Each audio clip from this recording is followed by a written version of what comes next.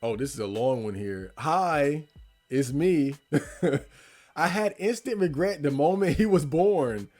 I felt very alien and like it wasn't really me that just had him.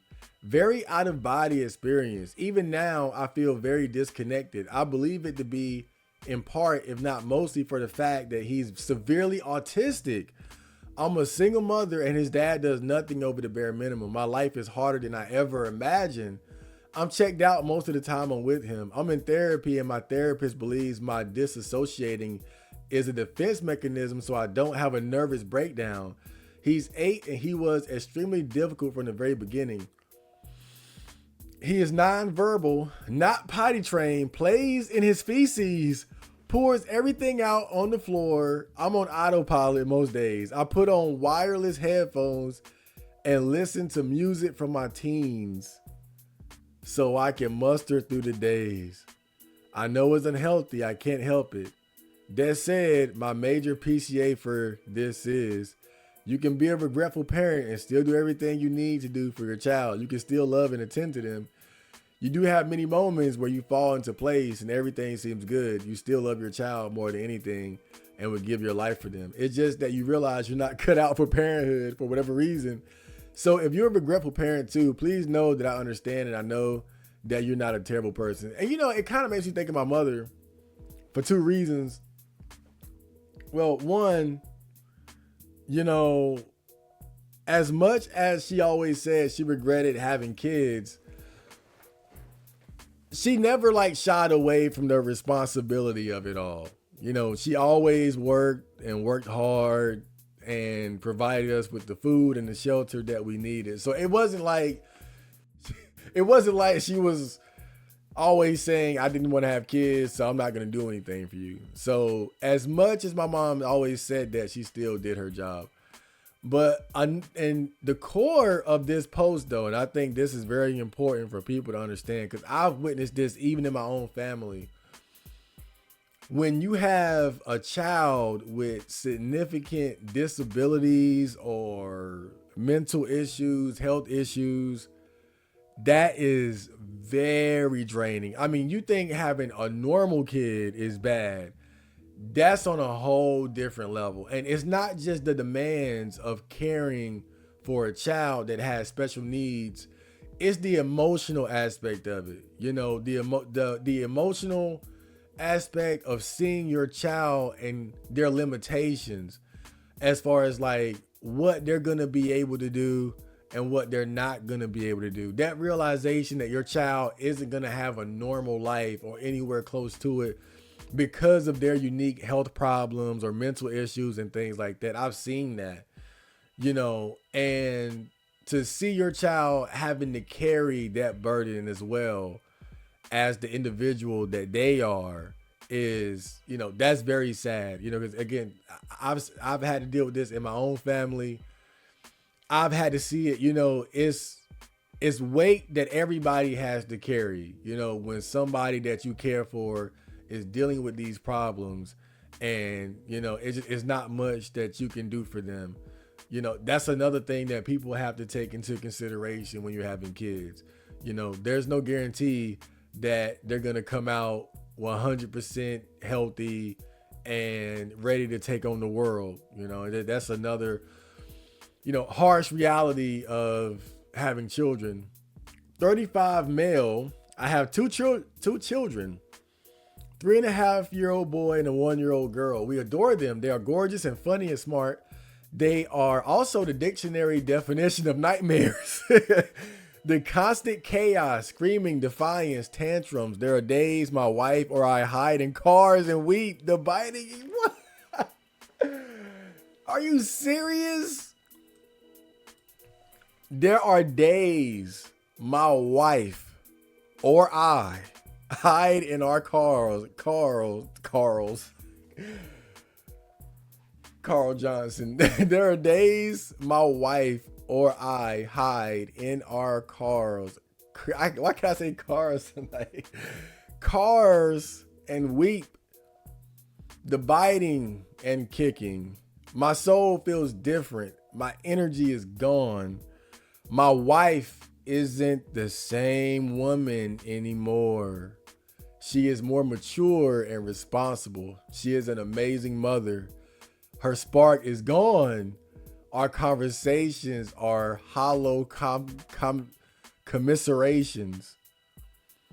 We have no sex life. We have no social life.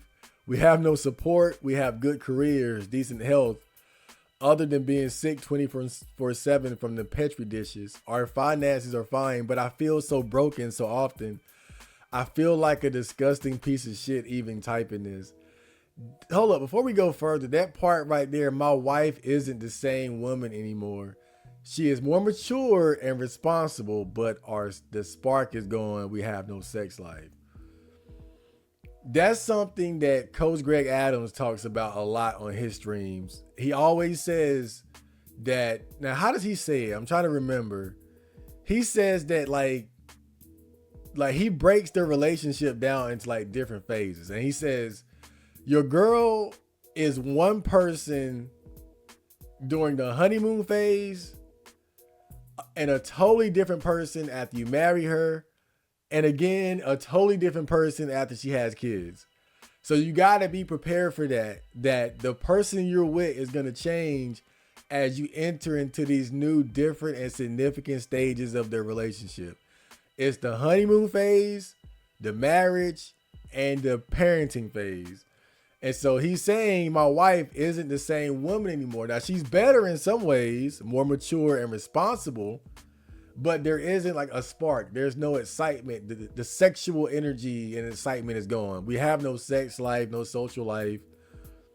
You know, it's just the work of being a parent, and she's doing a good job at that. But there's nothing left for me as the man. That's gone, right? What attracted me to her, the things that were provided to me from her is gone now. I would do anything for them. I would never leave them or my wife, but this was not at all what we were told. To everyone who said it's the greatest love you'll ever feel or your whole world changes for the better, you set our expectations to an unrealistic place.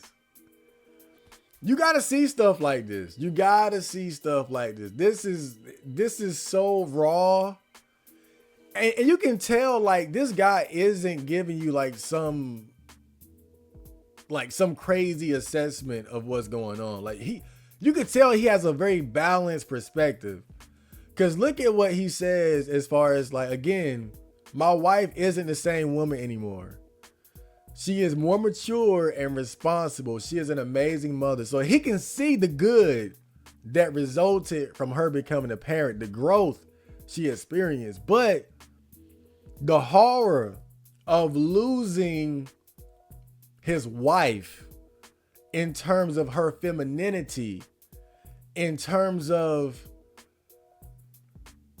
the comfort of having a woman in your life, that feminine energy, that sex, that intimacy, that part is gone. Now it's a partnership.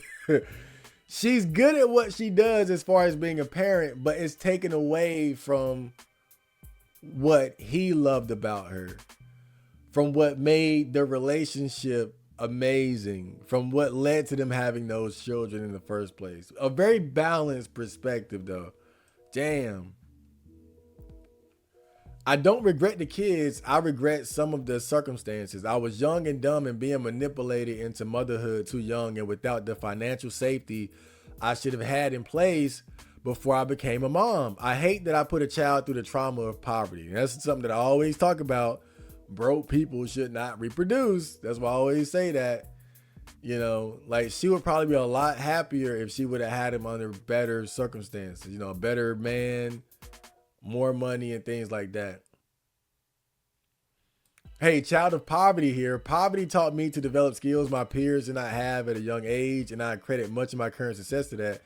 I currently make six figures largely because when something broke, we had to figure out how to fix it. If we wanted something, we had to figure out how to make it. And if we wanted more, we had to bust our asses to get it. Now, that's nice for him. But realistically, the rich get richer and the poor get poorer. Like, it's great that as a child of poverty, he overcame and climb the highest mountains and reach the peakest peaks. But most people born broke stay broke. Right? Glad that he brought that up. That's good for him. But unfortunately, most people born in poverty, it doesn't turn out that way. You know, most people born in the hood, born in the projects, don't rise much further than that. Most people born in the middle class, raised in the middle class, upper class, they stay around like that zone of economic prosperity. So the question here is, how common is it for people to regret having children? Okay, so very, though few will admit it because it's socially taboo to do so. Having children is supposed to be one of the pinnacles of a person's life, but I have yet to meet one person, and certainly not one woman, who seems happier after having children. Many would tell me they are happy or that they don't regret their choices, and that may be true. But happier than before they had kids, from the outside looking in, they don't seem so to me.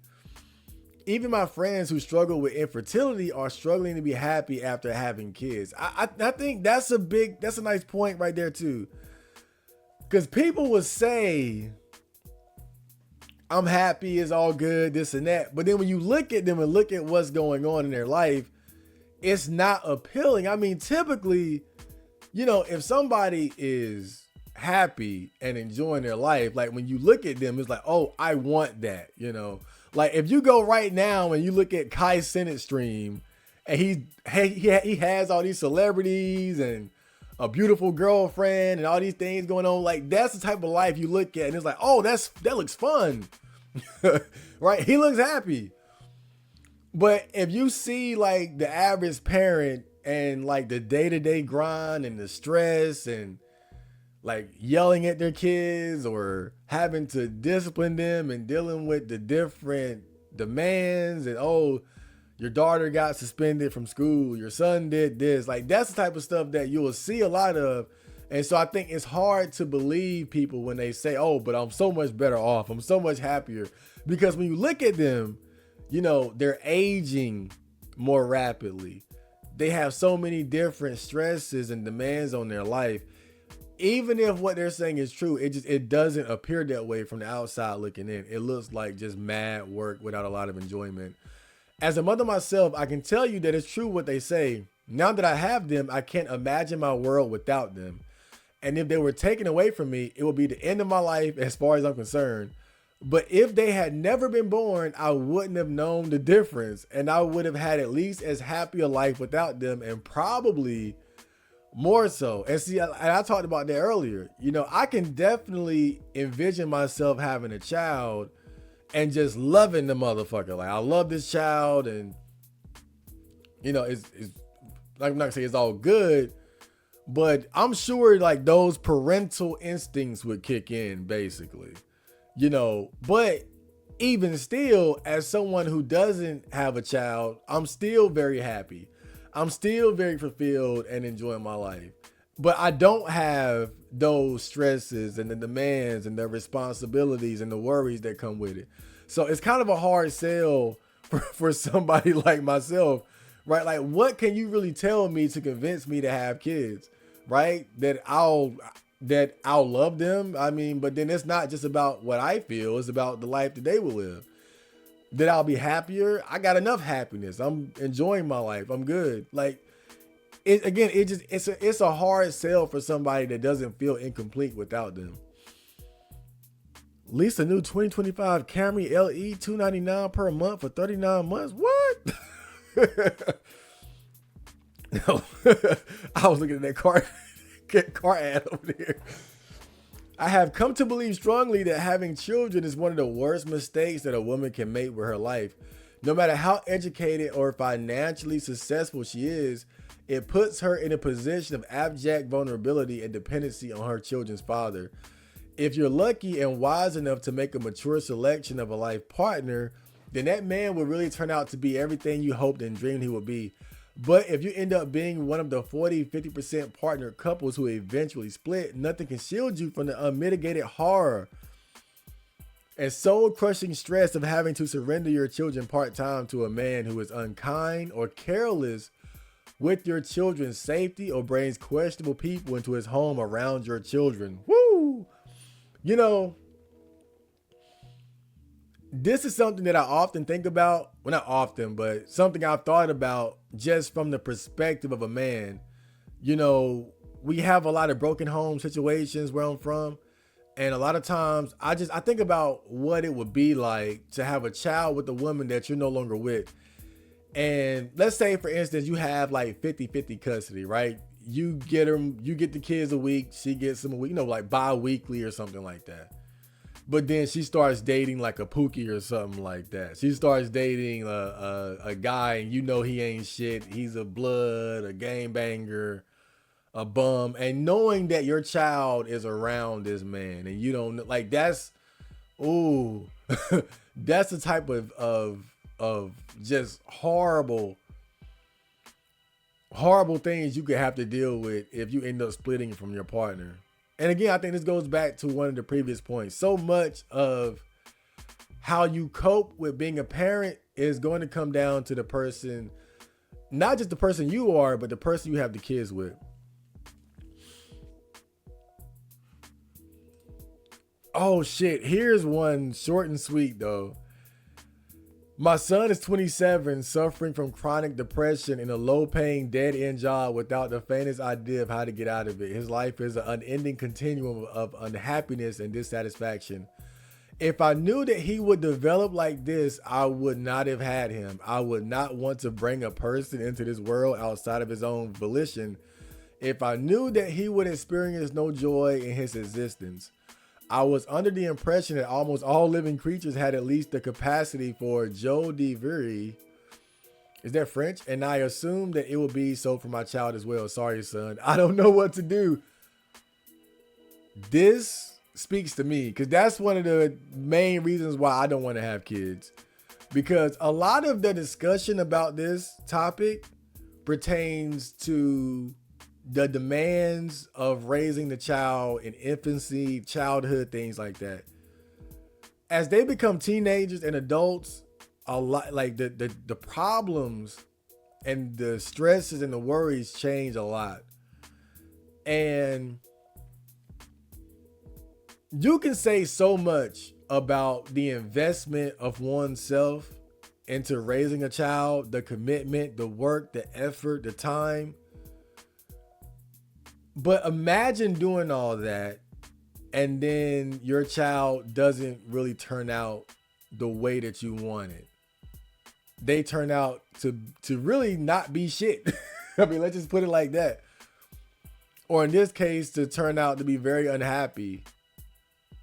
And you feel powerless to change that.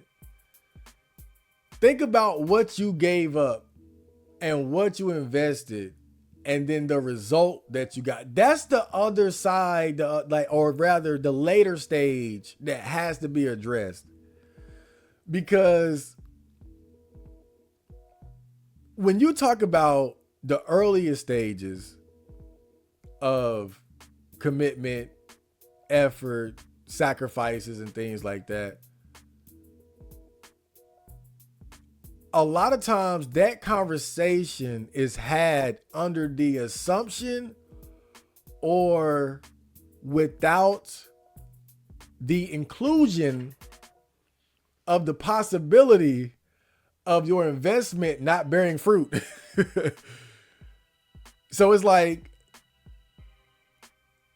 as an example, you invest so much into trying to grow vegetables or fruits in your yard. You spend endless hours preparing the ground, preparing the soil, the dirt, buying the materials, planting, watering, buying the pesticides, tending to it. And then for whatever reason, you never get any yield from it. You never get any fruit. You never get any vegetables from it. Like, imagine how that would feel, right?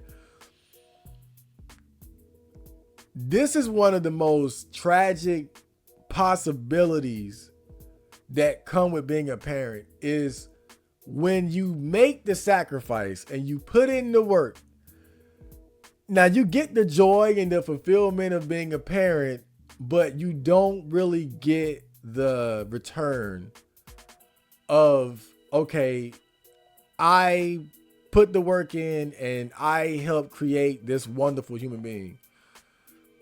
Whenever you see a homeless person, a drug addict, an asshole, a prostitute, a porn star, that person has a parent.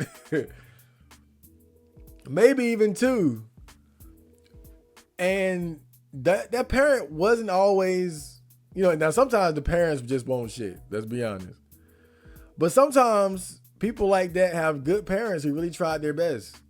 You know? It's kind of like, I think about porn stars sometimes, and some of them come from like middle class households, right? Where they had a dad and a mom and all that, but they still went down that path. And I just wonder like how that feels as like a middle class suburban dad or mom. And then you look at your daughter that you invested 18 years into, right? Now think about this whole conversation. The articles we looked at, the stories we read, and how much is said about just, again, the sacrifice and the cost and what you lose and what you gain, right?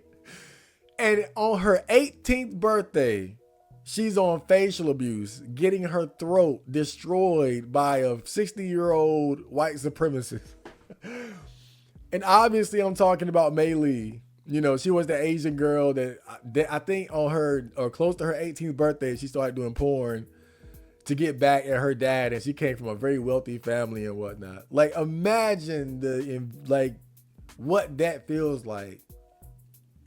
To me, that's one of the most terrifying aspects of being a parent, right? Because at least the sacrifice and the effort that you put into raising them, those things can help you grow and develop as a person. Give you something to live for, a greater sense of purpose, a greater sense of fulfillment, the type of joys and happiness that you wouldn't be able to experience otherwise. But then to do all that, and then your child turns into an adult that you're not proud of, that you look at and you almost like, damn, like, why did I make you? Right? That's got to be the worst. Okay, I think this is one that I really wanted to go over. Let me see. Yes, I have. Please don't judge. I'm being very honest here. It's been a week and a third attempt editing and retyping my answer, worried of all the backlash, hate comments, and adverse reactions. But you know what? This week I learned I'm not alone. Many of us parents who have adult or young adult children do feel this way. Many are afraid to say the truth, but this is the truth. We are the reason why so many of our elderly parents have lost that light of joy, that twinkle in their eyes. I tried my best to raise my children differently than how I was. I knew exactly what went wrong with our upbringing. I was determined to make the change, break the cycle, put an end to that chain link. I've kept the communication lines open. No subject was off the table, and I wouldn't allow myself to get mad or upset when bringing something to it. I've been honest, patient, respectful, and very open. Speaking to my kids from a tender age, the facts of life, no lies, being mindful of their ages, of course. I figured we had this in the pocket. Learning from my past mistakes and others, why and how to avoid them. Growing and learning from them together, not judging anyone, but try to put ourselves in their shoes. We all seem to be on the same page. One big, happy, functional family, relationship goals family. And then one day, it's like a slap on the face, and the floor mat gets swiped away from underneath your feet.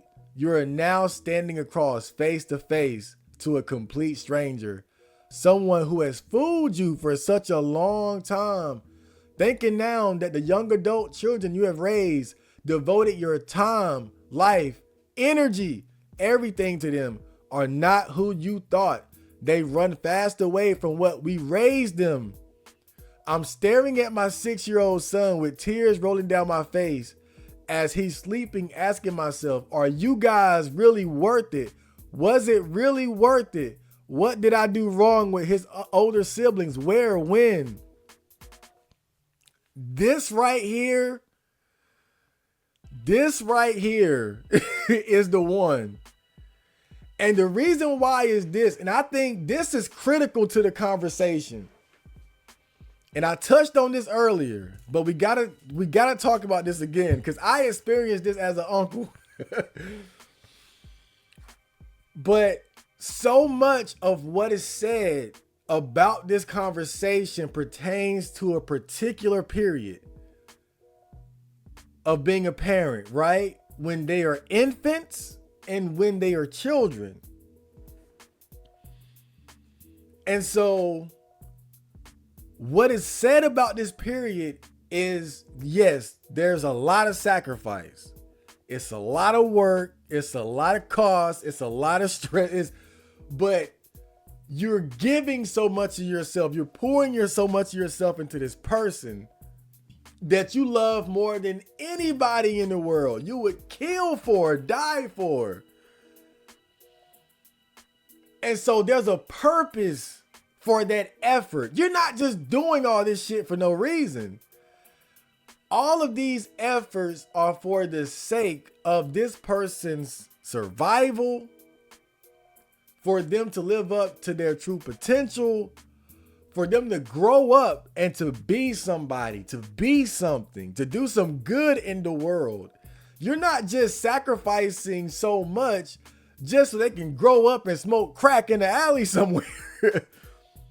But the unfortunate reality of being a parent is that, and this is the part that does not get talked about enough, there is no guarantee that your investment in the end is going to come with a return. And that return is to look at your child and say, damn, I did a good job. Because I don't care what nobody say. If after all that struggle and effort you go through raising a child and they turn out to be pieces of shit human beings, that's gonna hurt. That's gonna hurt. I sacrificed my life and everything that I wanted to be, my goals, my dreams, my peace of mind, right? So you could be out here gang banging or hoeing or selling drugs or just an all around bad person. You rape somebody, you kill somebody, you're in prison now. You turn out to be like Jeffrey Dahmer or some shit. Now that's the extreme, but.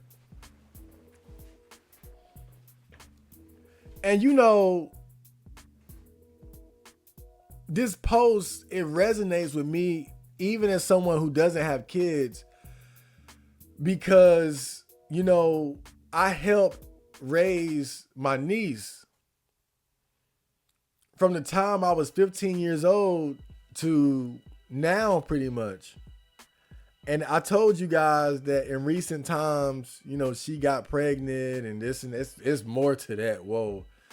But this has been a work in progress as far as where she is today. And I've been seeing this day or this incoming problem or the current state that she's in. I've been seeing it coming for a while now.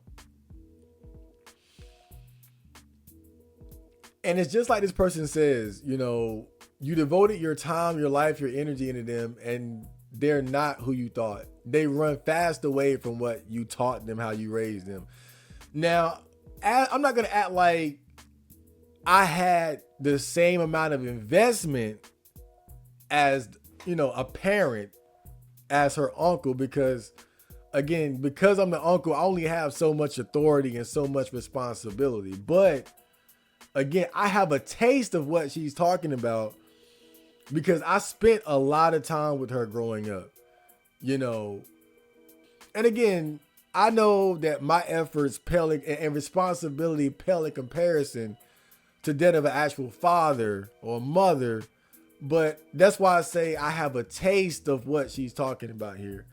as far as like when you invest, when you make a significant investment in somebody and then you don't get the return. And the return is to see that they absorbed the good that you tried to give them and did something with it. To see that in the end they rejected outright and then begin to suffer the consequences of the rejection of the good that you try to give them is heartbreaking. And it makes you question all the efforts and investment that you put into them. But this is real. Like, this is the part that doesn't get talked about enough. Because when you're just talking about an infant or a child and the sacrifices of raising someone at that stage of their life, it's an easier sell because the assumption is that your investment is going to pay off. But nobody talks about the end game, what that child eventually turns into, and what happens when that child turns into a teenager or an adult and they rebel against your guidance. And then you have to watch the person that you love, the person that you sacrificed for and invested into, just completely throw away that investment. I mean, and it can get to a point where their lives turn out so sour and bad that you might as well just not even have done anything. Really. You know, I don't make this video or have this stream to discourage people from having kids. You know, it makes me know, never mind. Right? You have your own life, I have mine. We all do what we want to do in the end. But it's just to give or to shed light on the other side of the conversation. Because what I see most of the time is that you have this discussion being had between the people who have kids and love it and the people who don't have kids. But the people who have kids and regret it, whether it's a lot or a little bit, oftentimes they don't chime in because these discussions are had, you know, on like public forums like X or something like that. So maybe those people, they don't want to like expose themselves. I don't know. But you do have those people who regret it, you know, and I think it does help to see that perspective, because I think there are certain aspects of it that people won't really take into consideration. And that last one, that last point, I think that's the most important to me, because that's one thing I think people don't understand about raising someone is that you have a lot of control and a lot of power up until a point, right? As far as the baby, the child, and to a certain extent, the teen. But when they become a teenager and they're transitioning into becoming a young adult with their own autonomy and freedom, that's when they can really go off the rails. And I've seen that for myself. And I think that's where the regret can really kick in. Because even if you are someone that can adjust to the sacrifices and the demands of being a parent during the earlier stages, if that child doesn't turn out to be what you expect, or like that can really have a big effect on like your sense of how much you feel being a parent was worth it.